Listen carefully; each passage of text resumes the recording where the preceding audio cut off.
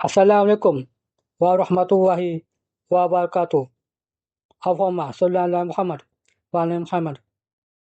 7 Februari 2026. Bismillahirrahmanirrahim. Tanda Rohaya benar menyampaikan pesan dari Allah, dan Allah mengumpulkan saksi-saksinya dari berbagai negara di dunia.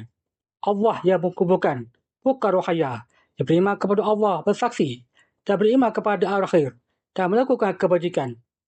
Rohaya, seorang ex-isteri polisi, dan ia menyampaikan pesan Allah kerana janji Allah, memberikan peringatan kepada hamba-hamba Allah, dan banyak kisah yang menyedihkan.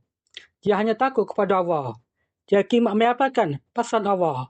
Rohaya pernah dimatikan Allah 2 kali. Dewan Allah bersaksi, dan ketika Allah menyudahi kesaksiannya. Dan ada pesan Allah untuk Bapa Presiden Prabowo Subianto. Semoga pesan dari Allah sampai pada Bapa Presiden Prabowo Subianto. Lihatlah Bapa Presiden, ada pesan Allah pada Rohaya untuk Bapa Presiden, dan dia seorang ex-bayangkari. Kerana menyampaikan pesan Allah, mendapatkan fitnah luar biasa, sedangkan Allah bersaksi untuk hamba-hambanya semua kembali kepada Allah. Dan Rohaya hanya patuh kepada Allah. Sungguh, Allah adalah segala-galanya bagi kita, dan Allah menyelamatkan kita. Ulaika ala hudan min rabbir rahim wa ulaika humul muflihun.